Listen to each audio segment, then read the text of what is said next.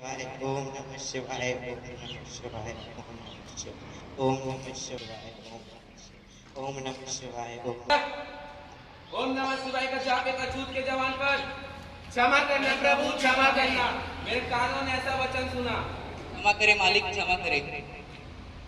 मालिक हमसे गलती हो गई है, मालिक क्षमा करे, मालिक क्षमा करे। बेटा क्षमा मांग मालिक से। मैं क्यों मांगू माफी, मेरी क्या गलती है? तू कुछ नहीं समझता। दुष्ट प्राणी अपने बालक को इतना नहीं समझाया। अछूतों के लिए महापाप है। रक्षा करना प्रभु रक्षा करना, इस गांव की रक्षा करना। इसके कारण अब गांव में सूखा पड़ेगा, अकाल आएगा, महामारी फैलेगी। त्राहिमाम त्राहिमाम त्राहिमाम दूर करो इन्हें, मेरी नजरों से दूर करो। पापों की सजा पूरे गांव वालों को भुगतना पड़ेगा।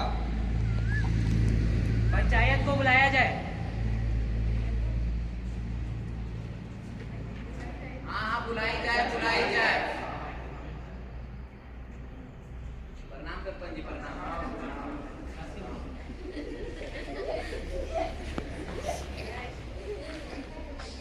सुना इनका फैसला सरपंच जी ने महाराज लेंगे। हाँ हाँ सुना तो है। नाम महाराज जी। महाराज की जय हो, महाराज की जय हो, महाराज की जय हो। महाराज आपकी आज्ञा हो तो प्रारंभ किया जाए। प्रारंभ किया जाए। गांव वालों, जैसे कि हम सब जानते हैं कि हम सब के ऊपर कितनी बड़ी विपदा आ गई है। इस अछूत बालक ने भगवान शिव की मंत्रों का उच्चारण अपने तुच्छ जीवा से किया है। क्या इस पाप का भोगी हम सब होंगे? ऐसा नहीं होगा। महाराज के अनुसार शास्त्रों में ये वर्जित है कि जो पाप करता है वही सबसे बड़ा पाप का भोगी कहलाता है।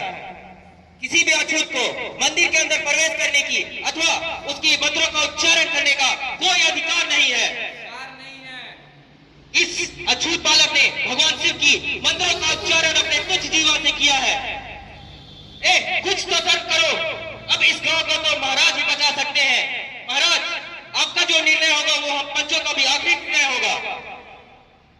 नहीं है जो आ गया महाराज। गांव वालों, महाराज ने इस विपत्ति से निपटने के लिए कोई पूजा का आयोजन नहीं किया, बल्कि जिस बच्चे ने भगवान शिव का मंत्रों को उच्चारण अपने तुच्छ जीवा से किया है उसे खंडित करने का आदेश दिया है, अर्थात उसकी जीवा को काट दिया जाए।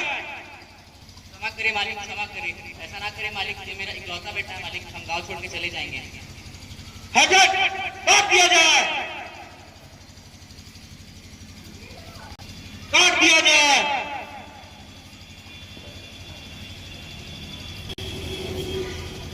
यह कहानी सिर्फ एक गांव की नहीं थी, बल्कि उस पूरे समाज की थी, उस समाज पर किए गए जुल्म की। यह सिर्फ एक देश में नहीं थी, बल्कि पूरी दुनिया में फैल रही थी।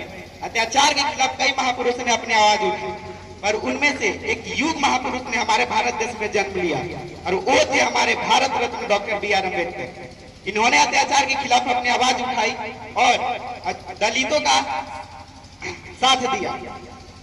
वर्षों तक चली इस महासंग्राम में अंततः देश आजाद हो गया, और इस आजाद भारत का संविधान डॉक्टर बी आर अम्बेडकर ने लिखा। और ऐसे इस दबे कुचले समाज को उन कड़े नियमों के पीढ़ियों से बाहर निकाला जो पहले से लागू हुए थे। डॉक्टर बी आर अम्बेडकर ने भारत से छुआछूत, भेदभाव, जातिवाद जैसे कुरीतियों को बाहर किया। इससे अपनी जाति को श्रेष्ठ जाति करने के लिए हिंसा और आतंकवाद का सहारा लेके दूसरी जाति को नीचा दिखाने का षड्यंत्र रचा जा रहा है। अगर हम अब भी नहीं जागे तो न मानव बचेगा और न ही धर्म। हम लोग को एक समान होना है।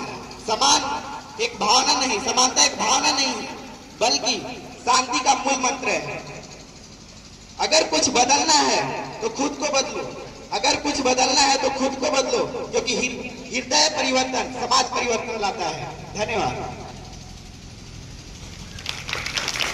धन्यवाद।